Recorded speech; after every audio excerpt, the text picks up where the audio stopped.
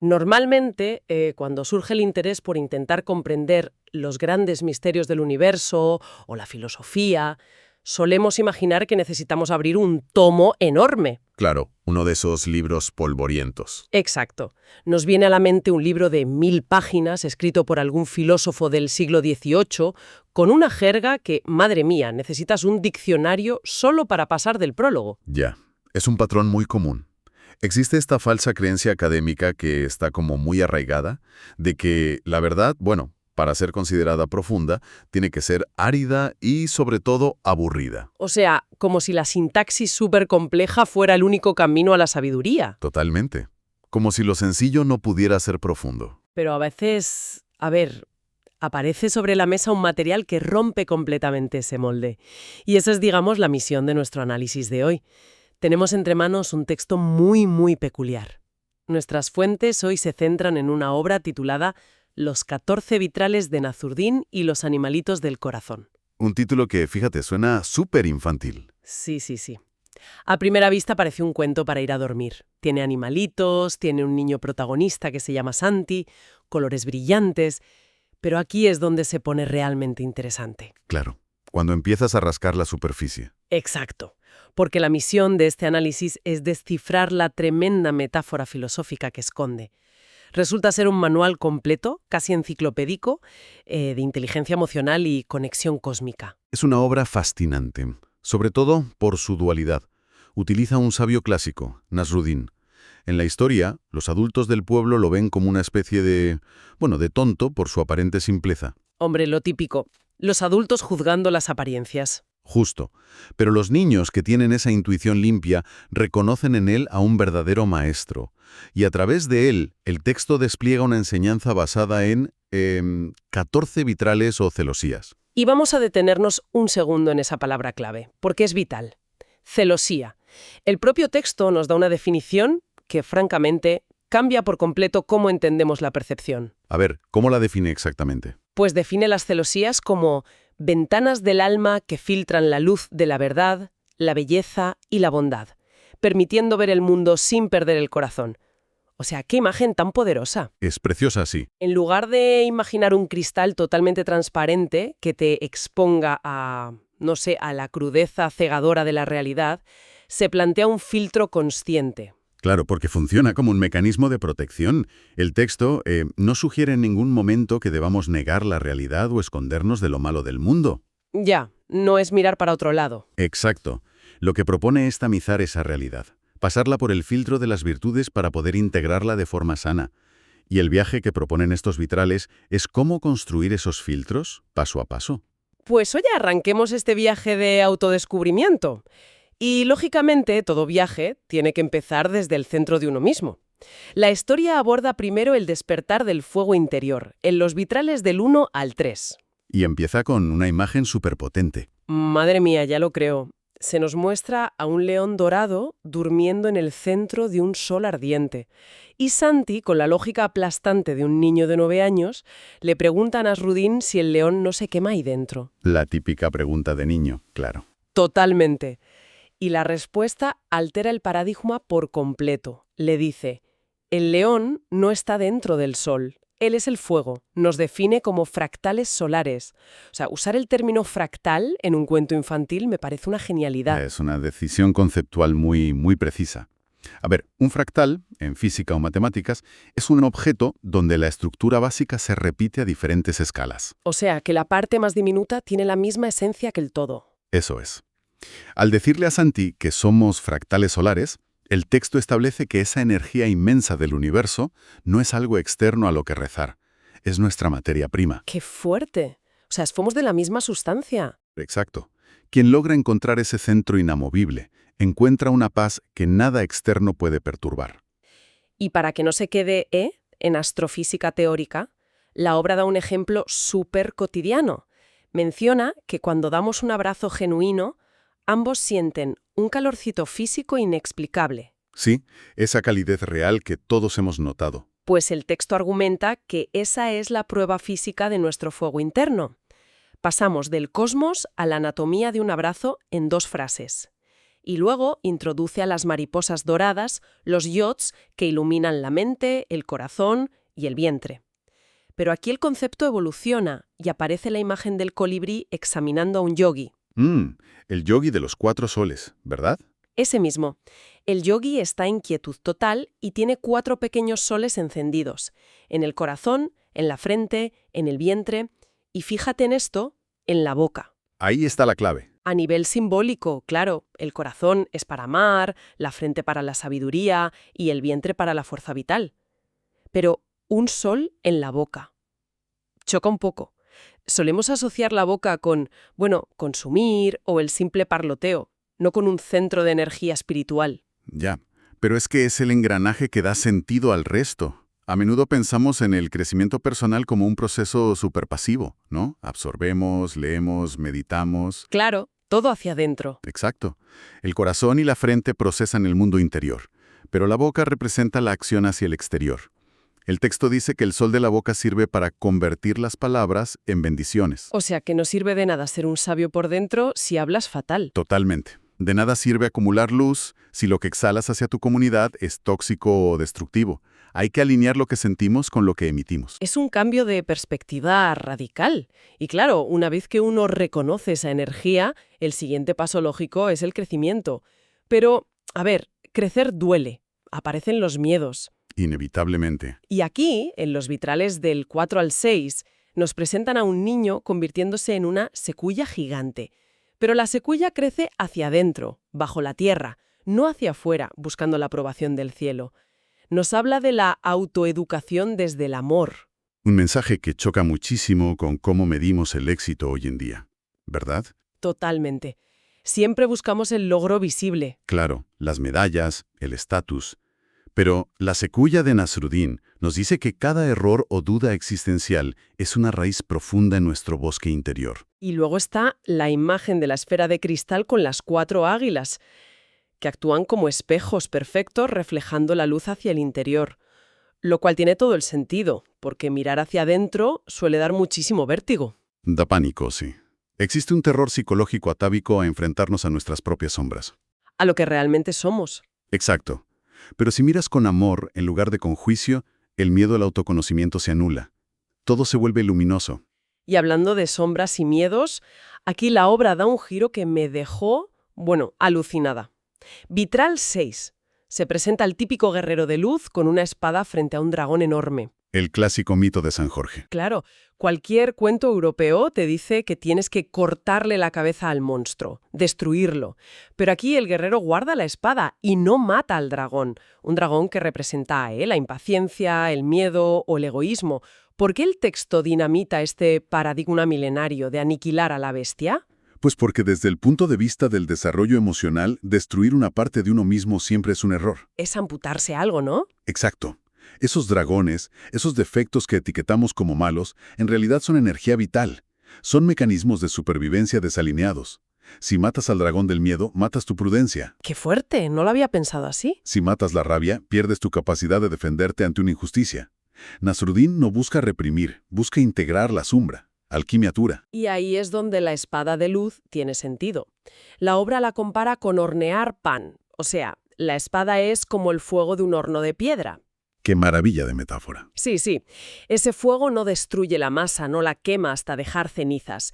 Da la temperatura exacta para transformar la masa pegajosa en un alimento nutritivo. Si lo aplicamos a la psicología, la impaciencia, pasada por esa luz, no desaparece, sino que se convierte en energía proactiva. En vez de vivir en guerra contigo mismo, aprendes a cocinar a tus monstruos. Es la síntesis perfecta de madurar. La valentía no es no tener dragones, es tener la maestría para transformarlos. Exacto. Y cuando uno logra esa paz interna, está listo para salir al mundo.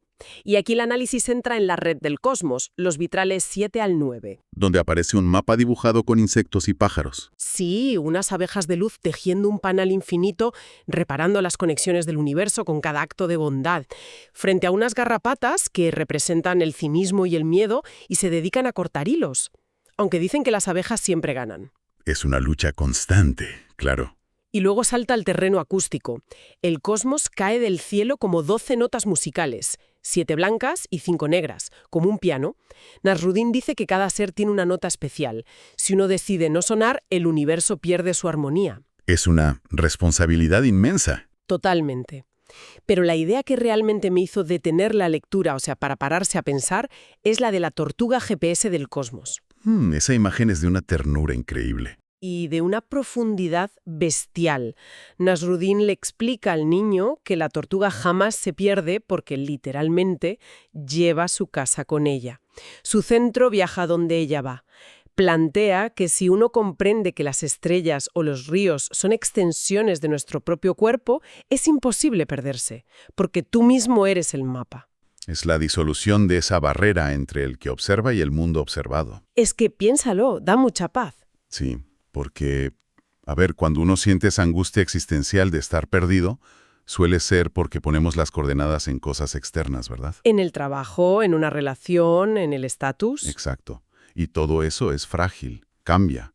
Pero si tu centro de gravedad está en el interior y entiendes que estás entrelazado con todo el ecosistema, pues estar perdido no tiene ninguna lógica. Vayas donde vayas, estás en el centro de tu universo. Es un alivio tremendo. Pero, a ver, entender esto en un sofá tranquilamente es precioso. El reto de verdad llega un martes por la mañana en un atasco, ¿sabes? Cuando hay que tomar decisiones prácticas. Claro, cuando el mono reacciona. Justo. Los siguientes vitrales aterrizan esta filosofía.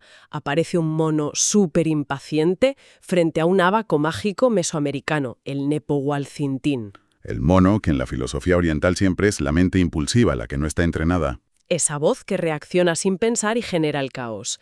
Y la tecnología para domesticarlo son 3 cuentas mágicas de ese ábaco. Son un filtro inexcusable antes de hablar o actuar.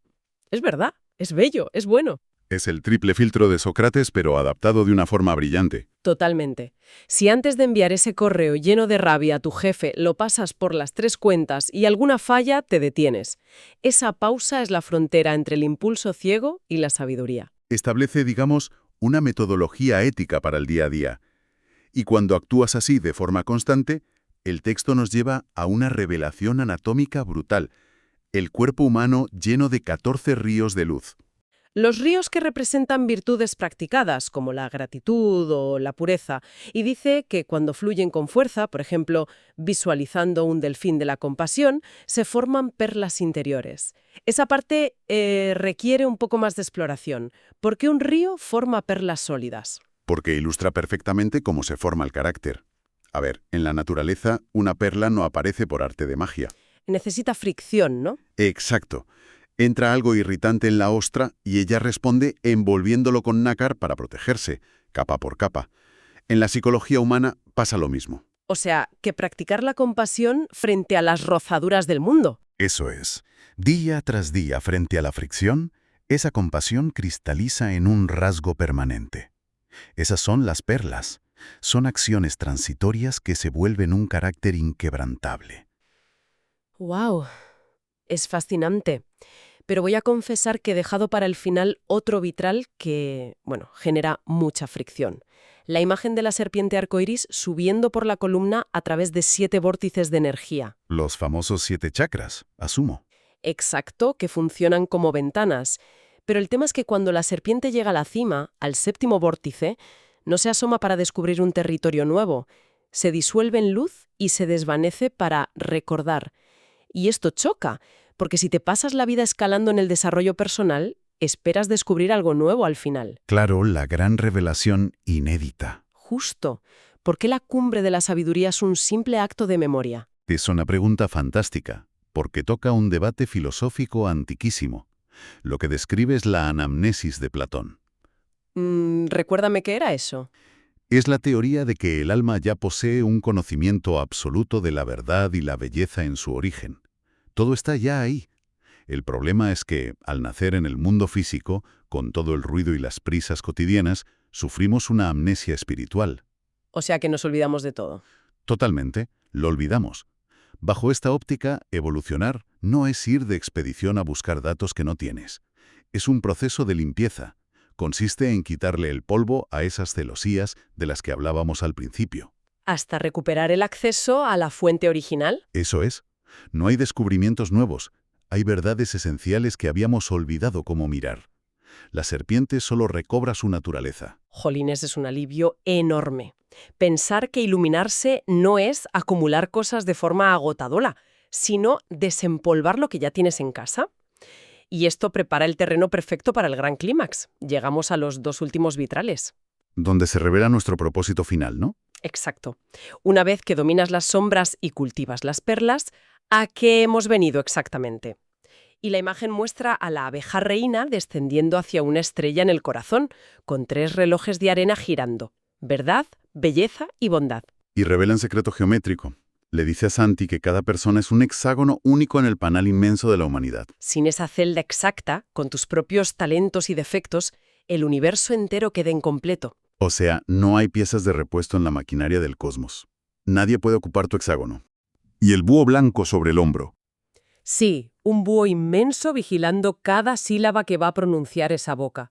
Porque el texto se pone súper serio aquí. Las palabras no son solo vibraciones acústicas, las palabras crean la realidad.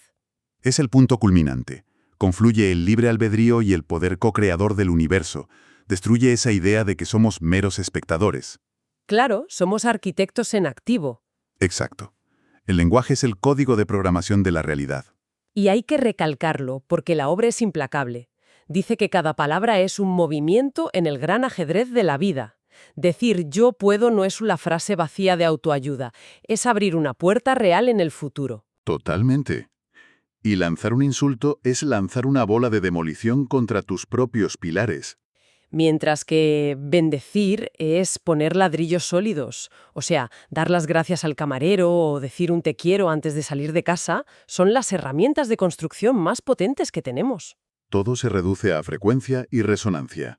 Si somos fractales solares, nuestra voz tiene la misma capacidad creativa que la energía que expandió las estrellas. Fíjate qué responsabilidad. Claro, al vigilar lo que decimos, no estamos siendo educados, estamos decidiendo la geometría del mundo a nuestro alrededor en tiempo real. Madre mía. Y con esa revelación monumental, el búho se disuelve en luz, y la lección de las 14 ventanas termina. El atardecer baña la habitación con colores, y Santi, que claro, tiene la cabeza a 1000 por hora, le pregunta a Nasrudin, «Dime la verdad, ¿tú ya has aprendido todo esto?» La reacción del viejo es preciosa. Suelta una carcajada enorme que despierta hasta su burrito. Sí. Y le responde, el aprendizaje no tiene final, Santi. Ese es el secreto más hermoso. El león sigue aprendiendo, y yo también soy un alumno que aprende algo nuevo cada mañana. Desmitifica la idea de que la maestría es cruzar una meta donde de repente lo sabes todo. La verdadera iluminación es mantener esa curiosidad inagotable y la humildad del estudiante. Y antes de despedirse, le entrega la llave maestra.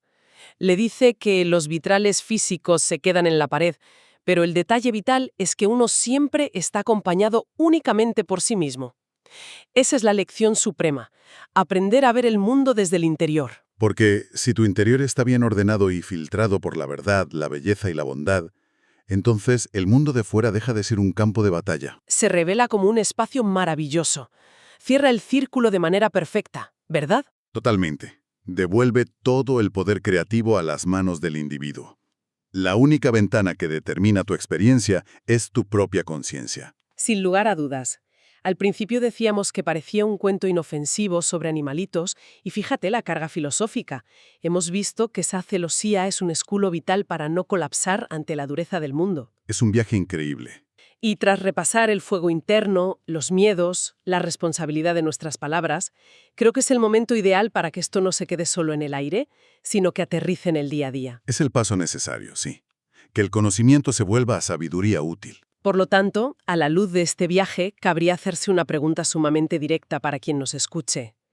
¿Qué tipo exacto de celosías o filtros estamos instalando de manera automática en nuestra percepción cada mañana? Es una pregunta muy profunda. Cuando interpretamos las intenciones de los demás, estamos permitiendo que ese cristal deje pasar la luz de la verdad, la belleza y la bondad.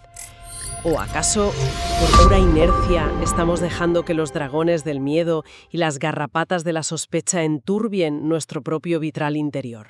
Una reflexión obligatoria. Merece la pena que pensemos en esto la próxima vez que nos acerquemos a mirar a través de una ventana.